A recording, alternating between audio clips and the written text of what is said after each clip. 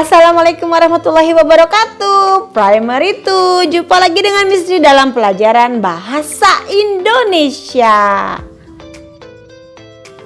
Hari ini kita mau belajar apa ya? Coba tebak nih.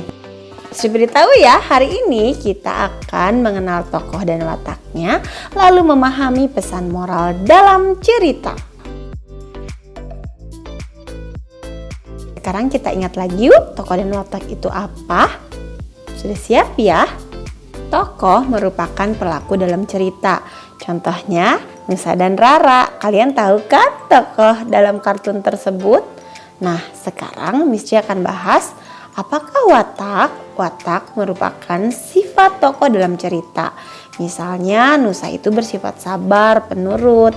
Sedangkan Rara juga sama ya, bersifat sabar dan penurut. Yuk sekarang kita coba latihan tebak tokoh dan watak.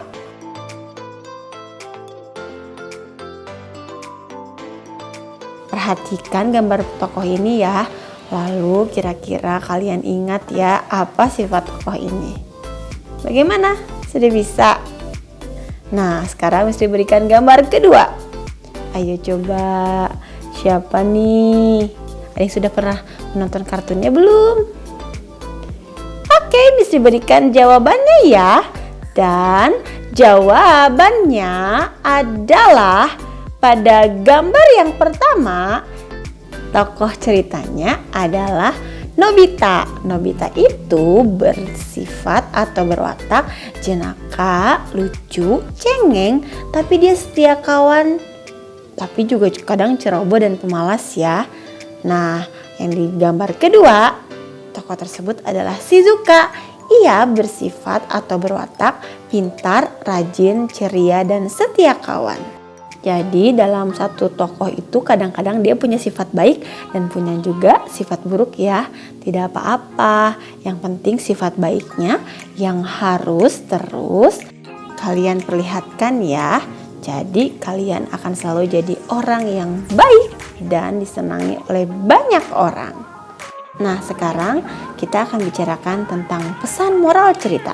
Masih ingat tidak nih pembelajaran yang pernah Miss sampaikan dahulu? Pesan moral cerita itu apa ya? Hebat, pesan moral cerita adalah pesan yang ingin disampaikan dalam sebuah cerita atau dalam sebuah dongeng. Pesan moral cerita itu bentuknya bisa langsung terlihat atau tertulis langsung dalam cerita atau dongengnya, tapi ada juga yang tidak tertulis langsung. Jadi kita harus menyimpulkannya sendiri. Nah, pesan moral cerita itu biasanya selalu baik, dapat dilihat di akhir cerita dan dapat dilihat dari tokoh dan sifatnya. Oke, sekarang cara mencari pesan moral cerita bagaimana ya? Yang jelas baca dulu, kemudian dicari intinya, ditandai hal yang penting dan simpulkan isi ceritanya. Oke, sekarang kita latihan lagi yuk. Coba perhatikan cerita berikut. Raja Agung mempunyai 2 orang putri, yaitu Ajeng Ayu dan Ajeng Rara. Ajeng Rara menjadi iri hati melihat kecantikan Ajeng Ayu. Karena itu, ia ingin mencelakai saudara perempuannya itu. Lalu ia bekerja sama dengan tabib yang jahat. Namun, rencana jahatnya ketahuan oleh raja. Kemudian Raja Agung menegur dan menasehati putrinya tersebut.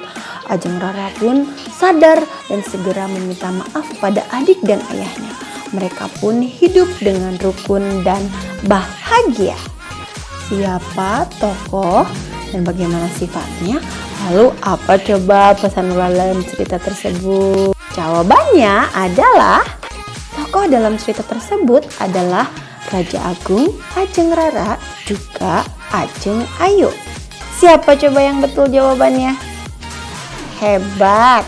Nah, sekarang kita lihat sifat atau watak dari ketiga tokoh dalam cerita berikut ya.